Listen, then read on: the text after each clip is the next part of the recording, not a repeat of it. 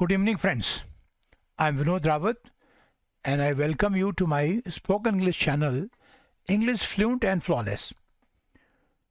आज के इस वीडियो में हम लोग एक अलग अप्रोच अपनाने जा रहे हैं कि एक सेंटेंस को आप कितनी तरह से कह सकते हो और अगर उसी सिचुएशन में, संदर्भ में आपके दिमाग में और कुछ भी आ रहा है तो उससे जुड़े हुए सेंटेंस आप जवाब में, सवालों में वो भी कहने का प्रयास करें।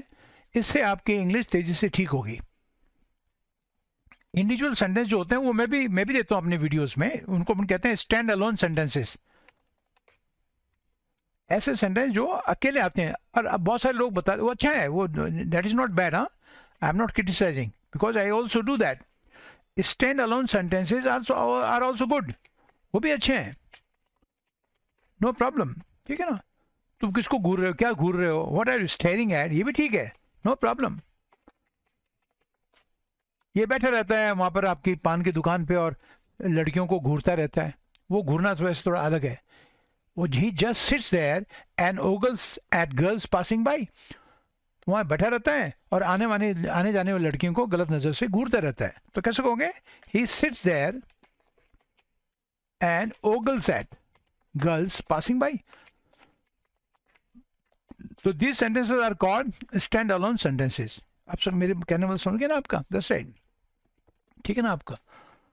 ये बहुत खाता है, ठीक है ना आपका? ही हैज़ अ लार्ज एपिटाइट, ये स्टैंड अलोन सेंटेंस है, किसी के साथ में कनेक्शन नहीं है। ही has a large appetite, that's right. इसको ऐसे भी कह सकते हो, he is a voracious eater.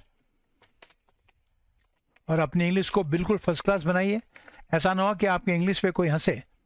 अब देखो, ये कंप्यूटर में पढ़ाने का फ़ायदा ये होता है, जैसे स्पेलिंग गलत होगी रटने लगे, आपने उसको नहीं उतारना। ठीक है, ये ध्यान रखना। आप दोनों सेंटेंस कुछ भी कहो, he has a large appetite या he is a voracious eater, तो these are called stand alone sentences. I hope कि आप समझ गए। ये सेंटेंस भी अच्छे होते हैं, नो डाउट, ठीक है ना, क्योंकि ये जब आप खूब सारे इकट्ठे करते हो तो फिर अलग अलग सिचुएशन में इनका आप इस्तेमाल कर सकते हो। लेकिन मैं आपसे कह रहा हूँ कि आप साथ के अंदर ये तरीका भी अपनाएं। मैंने आज इनको सीन वाइज किया है। जैसे सीन में पहला सेंटेंस है, तुम कहाँ जा रहे हो। अब इस सेंटेंस को आप कई तरह से कह सकते हैं। आप कह सकते हो वेयर आर यू गोइंग, बोलचाल की भाषा में सिंपल वेयर टू। इसको बोलने का तरीका ही वैसा होना चाहिए, आपका इंटोनेशन भी ठीक होना चाहिए। ऐसे नहीं बोला वेयर टू, ये नहीं, वेयर टू, सवाल जैसे सवाल पूछ रहे हो आप, है ना। और ये भी कह सकते हो वेयर आर यू हेडेड, सबका मीनिंग एक ही है, तुम कहाँ जा रहे हो। और ये भी कह सकते हो गोइंग समवेयर। तो आपका जो इंटोनेशन होता है, इंटोनेशन का अर्थ होता है आपके सेंटेंस के मुताबिक, आपके भाव के मुताबिक, आपकी भाषा का के अंदर कहीं पर जोर, कहीं पर फ्लूएंट कैसे बोलोगे आप, तो उसको कहते हैं इंटोनेशन, उतार चढ़ाव भाषा का, है ना। तो इसको गोइंग ऐसे ना, गोइंग समवेयर, ये नहीं, गोइंग समवेयर, तो ये इंटोनेशन हो गया आवाज़ का। तो एक सेंटेंस को आप कई तरह से कह सकते हैं, इसमें कोई दिक्कत की बात नहीं होनी चाहिए मेरे ख्याल से। अरे गेटिंग माय पॉइंट? तो मैं चाहता हूँ कि आप ऐसे भी करें, स्टैंड अलोन सेंटेंसेस भी सीखें, अच्छे से सेंटेंसेस को कलेक्ट करें, अपने डायरी में डालें। और बढ़िया होगा कि आपकी एक डायरी हो जो जेब में आपके हो, उसके लेफ्ट साइड में आप हिंदी में सेंटेंस लिखें और राइट साइड में इंग्लिश का सेंटेंस लिखें, ठीक है ना आपका। उसमें आने वाले शब्दों को उनको अलग से नोट करें, ठीक है। तो किसी ने कहा मैं कॉलेज जा रहा हूँ, ठीक है ना, तो वो कहेगा गोइंग टू कॉलेज, मतलब इसमें ये सेंटेंस आपका पूरा नहीं है। पूरा कहोगे तो कहोगे I am going to college. लेकिन बोलचाल की भाषा में कई बार अपन जो है इलिप्टिकल सेंटेंस का इस्तेमाल करते हैं, they are called elliptical sentences. उसमें सेंटेंस के कुछ पोर्शन को छोड़ दिया जाता है, such sentence are called elliptical. ये बिल्कुल ठीक है, ऐसा नहीं है कि वो गलत है, ठीक है ना आपका। तो सेंटेंस पूरे नहीं होते हैं, उनको क्लिप सेंटेंसेस भी कहते हैं, क्योंकि बोलचाल की भाषा और जो फॉर्मल लैंग्वेज होती है, औपचारिक भाषा, दोनों में अंतर भी तो होना चाहिए। बिल्कुल ठीक है, गोइंग टू अ फ्रेंड्स, बिल्कुल इसमें आपने आई एम छोड़ दिया है, I am going to a friends. Friends house बोलने की आवश्यकता नहीं है। The chemist, uncles, I am going to uncles, तो आप अंकल के घर जा रहे हो। केमिस्ट जा रहे हो तो आप दवाई की दुकानों में जा रहे हो, कह सकते हो आप, कोई दिक्कत की बात नहीं है, ठीक है। और ये मैंने देखो लिखा है गोइंग टू कॉलेज, इसका मतलब ये पता है क्या इसका अर्थ क्या हुआ। तो ऐसे भाषा समझ में आती है कि इसका मतलब ये लड़का कॉलेज में पढ़ता है। ये भी आपने थोड़ा सा ग्रामर के हिसाब से भी सीखना है। साथ साथ थोड़ा थोड़ा सीख लेंगे तो कोई दिक्कत नहीं रहेगी, नहीं तो लोग हंसेंगे आपका, बात कह रहा हूँ। और कभी कभी किसी सेंटेंस को अपन गलत भी समझ सकते हैं। तो ये इंग्लिश में ये एक छोटा सा एक नियम है कि जो चीज़ जिस चीज़ के लिए बनी हुई है ना, अगर आप वहाँ जा रहे हो, ठीक है, तो वहाँ पर उस जगह के आगे आपने आर्टिकल नहीं लगाना। Are you getting point? तो अगर कोई कह रहा है कि I am going to college, इसका मतलब कॉलेज का छात्र है, कॉलेज जा रहा है पढ़ने के लिए, ठीक है। और देखो दूसरे सेंटेंस में लिखा हुआ है कि पापा स्कूल जा रहे हैं चुन्नू को लाने के लिए। चुन्नू उनके समझो बेटे का या पोते का नाम होगा। अब पापा स्कूल पढ़ने नहीं जा रहे हैं, इसलिए मैंने स्कूल के आगे दा लगाया। तो ये आपने अभी से सीखना शुरू कर देना है। ऐसा ना हो कि बाद में आप गलत बोलें उसको, हाँ, गलत फहमी पैदा हो जाए।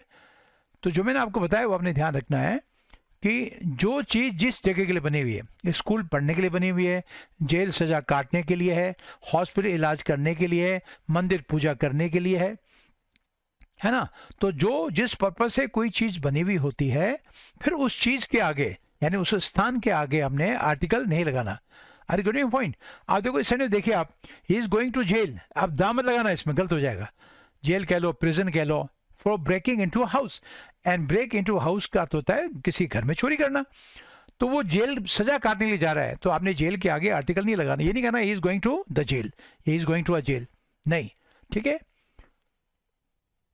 ठीक है। अगर आपने कहा इस क्राइम के लिए उसको जेल में डाला जाएगा, तो एक और फ्रेज भी है, पुट समबडी बिहाइंड बार्स, ठीक है। तो आपने कहा for this crime he will be put behind bars. अब इसमें गलती की, ये तो सेंटेंस बिल्कुल ठीक है बच्चों, ठीक है, लेकिन ये सेंटेंस तब गलत हो जाएगा जो आप द बार्स का इस्तेमाल करेंगे, गलत हो जाएगा। इसके अंदर भी आपने सीखना है, आपने for this crime he will be put behind the bars, अभी गलत हो गया। तो मैं इतने से मैं आपको कह रहा हूँ कि आपकी इंग्लिश में हर तरह से शुद्धता होनी बहुत जरूरी है। देखो मैंने लिखा है he is going to hospital for treatment कराने जा रहा है, तो हॉस्पिटल के आगे दा लगा दिया तो सेंटेंस गलत हो जाएगा। तो आपने पढ़ते पढ़ते ये चीज़ें भी अगर सीख लेते हैं आप, तो बहुत बढ़िया हो जाता है। छोटी छोटी बातें हैं, ये कोई बड़ी बात तो नहीं है ना आपका, तो आपको समझ में आ जाएगा कि यहाँ पर मैंने दा का इस्तेमाल नहीं करना, क्यों आगे लिखा हुआ ट्रीटमेंट कराने जा रहा है। तो कोई आदमी अगर ट्रीटमेंट कराने जा रहा है तो हॉस्पिटल बना हुआ है इसलिए कि आप वहाँ ट्रीटमेंट कराएं, ठीक है। और कोई आदमी जा रहा है he is going to the hospital for supplying medicine, तो मैंने हॉस्पिटल के आगे दा लगाया, बिल्कुल ठीक है, this sentence is absolutely correct. तो ये सब चीज़ें मेरे ख्याल से ऐसा अच्छा होगा कि जो छोटी मोटी बहुत डिटेल में नहीं, डिटेल में सीखें ग्रामर की बातें, और फिर उसके आधार पर आप अपनी इंग्लिश बनाएं तो बहुत अच्छा होगा। ऐसा नहीं कि पहले आप खराब सीख लें और बाद में जाके उसको ठीक करें और फिर वो ठीक हो भी नहीं पाएगा, ठीक है, बड़ा कन्फ्यूजन आपके लिए हो जाएगा कि मैंने ऐसा कभी सुना ही नहीं है। तो ये चीज़ें आपको अपने दिमाग में रखनी है, ठीक है। कंपटीशन के एग्ज़ाम में भी क्वेश्चन आते हैं इसी के ऊपर, ठीक है, कि उसके माँ, कोई बच्चा एग्ज़ाम दे रहा था तो उसके एग्ज़ाम में सफलता के लिए प्रार्थना करने के लिए माँ मंदिर गई, टेम्पल में गई। तो अगर वो पूजा करने जा रही हैं तो फिर मंदिर के आगे आपने द का प्रयोग नहीं करना, टेम्पल के आगे। If I say his mother is going to the temple to pray for his success, अभी गलत हो गया बच्चों, this is wrong, this sentence is wrong. इसको ठीक करने के लिए और कुछ नहीं करना आपने, तो क्या फर्क पड़ता है, लगभग सभी प्रयोग मैंने आपको दे दिया आपका, हाँ। तो यहाँ पर टेम्पल के आगे द हटा दो, सेंटेंस ठीक हो जाएगा। तो इस छोटी सी बात समझने में मेरे ख्याल दिक्कत तो नहीं होनी चाहिए। अभी सेंटेंस का अर्थ हो जाएगा कि उसकी माँ उसकी सफलता की के लिए प्रार्थना करने के लिए मंदिर जा रही है, तो मंदिर जाती है अपने प्रार्थना करने के लिए, ठीक है, टू प्रे। ये पहले वाले डायलॉग का हिस्सा था, इसलिए आपको अजीब लग रहा होगा। जिसको पूछा तो कहाँ जा रहे हो, उसने कहा मैं कहीं नहीं जा रहा हूँ, तो आप बोलो आई एम नॉट गोइंग एनीवेयर, ठीक है। नेक्स्ट सेंटेंस है तुमको क्यों लगा कि मैं कहीं जा रहा हूँ, जैसे कोई पूछ रहा ना कहाँ जा रहा, तो तेरे को कैसे लगा, तो what made you think that I was going somewhere. इसको सवाल की तरह बोले, इंटोनेशन भी आपका ऐसा होना चाहिए, what made you think that I was going somewhere, I am not going anywhere, मैं तो कहीं नहीं जा रहा हूँ आपका। इसमें इस सेंटेंस में एक फ्रेज निकल के आता है, to make somebody do something, ध्यान रखना, इसका मतलब किसी से कोई काम करवाना, ठीक है, या किसी को कोई काम करने के लिए विवश करना। अगर इस सेंटेंस था ही मेड मी ड्रिंक, इसका हिंदी में आप कहोगे उसने मुझे शराब पीने के लिए मजबूर किया। तो ये छोटी फ्रेज है आपका, इसकी जगह आप चाहें तो कंपेल का भी इस्तेमाल कर सकते हो। बस फ़र्क क्या है, मेक के बाद में उसका ऑब्जेक्ट आता है और इसके बाद में आपकी वर्ब की फर्स्ट फॉर्म आती है जो आपका टेक्निकली इसको कहते हैं बेयर इन्फिनेटिव, जिसके आगे टू नहीं लगाना। अगर ये टू लगा दोगे तो इससे गलत हो जाएगा। मेरा इतना सा कहने का मतलब है, ये छोटी छोटी बातें अगर आप अभी से सीख लें तो उसमें क्या दिक्कत है।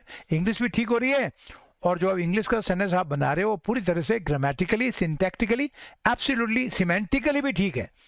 3 गलतियां होती हैं, ध्यान रखना आप, ठीक है। ग्रामेटिकल, सिंटैक्टिक का अर्थ होता है सेंटेंस के स्ट्रक्चर के हिसाब से और सिमेंटिक का अर्थ होता है उसके अर्थ के हिसाब से। अब ये सेंटेंस गलत है तो फ्रेज है to make somebody do something, ये कह रहा हूं मैं आपको, अभी सेंटेंस गलत है तो इसको आप ठीक कैसे करेंगे। ही मेड मी ड्रिंक, उसने मेरे को जबरदस्ती शराब पिलाई, ये बोलना पड़ेगा आपको। तो मैं आपसे ये कह रहा हूं कि क्या दिक्कत है अगर हम इसको थोड़ा सा सीख भी लें और सही ढंग से बोल भी दें, फिर इसका इस्तेमाल हर 1000 जगह करा सकते हो आप, ठीक है ना। उसने मेरे से बर्तन मंजवाए, इसमें ज़बरदस्ती का सेंस भी होता है, कंपेल करने का, और कंपेल करने का अर्थ ही होता है किसी व्यक्ति को कोई काम करने के लिए मजबूर करना। That's right. He made me do the dishes, that's right. इसका मतलब जबरदस्ती धुलाई, वो नौकर नहीं है। ही made me do the dishes, और ये इंग्लिश में शामिल हो जाएगा आपका। बर्तन धोने के लिए फ्रेज होता है टू डू द डिशेज या टू वॉश द डिशेज, ये फ्रेज बनाओ, और या टू वॉश द डिशेज, दोनों एक ही है। मम्मी क्या कर रही है, बर्तन धो रही है, she is doing the dishes. आज बर्तन धोने की बारी तेरी है, it is your turn to do the dishes, हो गया। तो आप इंश्योर करें कि जो आप पढ़ रहे हैं वो 100% करेक्ट हो, ठीक है। मैं तो डिक्शनरी में भी दिखा देता हूँ। मेरा ये जो है इंग्लिश पढ़ाने का यूएसपी है कि अगर मुझे मेक का पॉजिटिव वर्ब के रूप में प्रयोग करना हो, अभी मैं टेक्निकल शब्दों का इस्तेमाल नहीं करूँगा, मैं आपको मेक का प्रयोग बताता हूँ कि डिक्शनरी में कैसे है। डिक्शनरी में थोड़ा कभी कभी टाइम लग जाता है। हाँ, ये देखिए मैं आपको एक बार देता हूँ इसको। ये डिक्शनरी का सेंटेंस मैंने दिया है, और जो डिक्शनरी है वो आपकी एक एडवांस लर्नर डिक्शनरी है। देखो क्या लिखा हुआ है। तो अच्छी डिक्शनरी के अंदर उसके पहले यूजेस लिखा होता है। इसमें लिखा हुआ है वर्ब के बाद में आपने इन्फिनेटिव का प्रयोग करना है विदाउट टू, ये लिखा होता है। अब इस देखो कितना सुंदर सेंटेंस है ये। The wind is making my eyes water, तो हवा के कारण मेरे आंखों में पानी आ रहा है, ये इसका मीनिंग हो गया। पता नहीं आप मेरी बात समझ पा रहे हैं, समझ पा रहे हो। अभी वाटर इसमें वर्ब है तो इसके आगे टू लगा दो, सेंटेंस गलत हो गया आपका, क्योंकि इसके आगे ये लिखा हुआ है ग्रामर का यूजेज कि इसके बाद में मेक समबडी डू समथिंग होता है, टू डू समथिंग नहीं होता। और इसमें वाटर आपका नाउन नहीं है, वाटर इसमें आपका वर्ब है। वाटर का मतलब होता है पानी देना, जानवरों को पानी पिलाना, ठीक है, पौधों को पानी देना, ठीक है, ग्राउंड को सींचना, ठीक है, ये सब इसका इस्तेमाल है वाटर का, ठीक है। और आपकी आंखें, आपकी नोज वाटर करती है, यानी उसमें पानी आता है। My eyes and nose water when I have a cold, ये सेंटेंस मैंने शायद पहले किसी वीडियो में दिया भी आपको, ठीक है। कैसे कहोगे, My eyes and nose water, कब, when I have a cold। अब आपको समझा, जैसे कोल्ड है, कोल्ड जब भी कोल्ड का कोल्ड एडजेक्टिव भी है ठंडे के लिए, लेकिन कोल्ड का मतलब जब जुकाम होता है तो उसके आगे आपको आर्टिकल लगाना बहुत जरूरी होता है।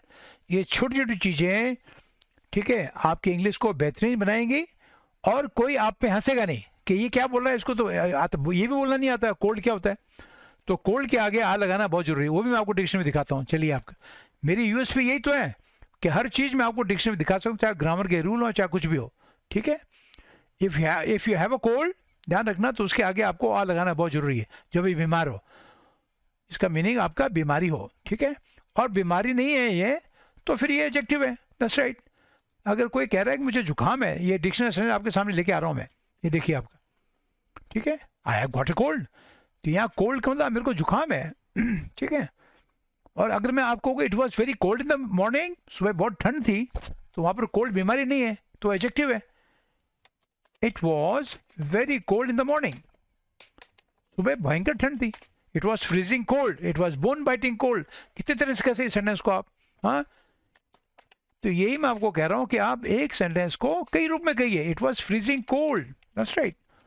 It was bone biting cold, मतलब मेरी हड्डियां हिल गई है आपका, ऐसा लगा जैसे हड्डियां काट रही हो। Bone biting cold in the morning, एक ही सेंटेंस को कई तरह से कहने की जो आपकी काबिलियत है वो आपकी इंग्लिश को तेज़ी से ठीक करेगी। बाकी चॉइस आपकी है, ठीक है।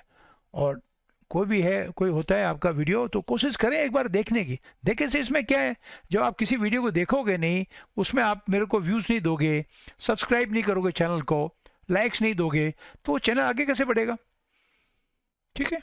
तो आई होप कि it is clear to everybody now. उसने मुझे शराब पीने के मजबूर किया, इसको आप दो तरह से कह सकते हो, ठीक है। एक तो ये कह सकते हो, जैसे मैंने आपको पहले बताया ना अभी, he made me drink. To drink नहीं बोलना बच्चों, गलत हो जाएगा। He made me drink. और दूसरा, he compelled me to drink. Compel के साथ में जो ड्रिंक आ रहा है, वर्ब आ रहा है, उसके आगे टू लगाओ, क्योंकि मेक आपकी पॉजिटिव वर्ब है। कभी इस पर अलग से आपको मैं एक छोटा सा एक वीडियो बना के दूंगा, अभी ये वीडियो थोड़ा लंबा हो रहा है, ठीक है ना। जैसे किसी ने कहा कोई मुझे उस लड़की से शादी करने के लिए मजबूर नहीं कर सकता, nobody can compel me to marry that girl. अब इस सेंटेंस को आप ऐसे भी लिख सकते हो, आपका इस सेंटेंस को आप चाहें तो ऐसे भी लिख सकते हैं, मेक का प्रयोग करें उसमें। कैसे कहोगे, नोबडी कैन मेक मी, फिर करना क्या पड़ेगा, टू हटाना पड़ेगा, बस इतना सा फर्क है। तो compel somebody to do something होता है और मेक समबडी डू समथिंग होता है। तो अगर ये आपको समझ में आ गया और इस तरह के सारे सेंटेंस में आप इसी तरह से सेंटेंस बना रहे हो, तो सब आपकी तारीफ करेंगे, यार इसकी ग्रामर भी बहुत शानदार है। आप बना रहे हो और वो सेंटेंस ग्रामेटिकली ठीक नहीं है तो लोग हंसेंगे।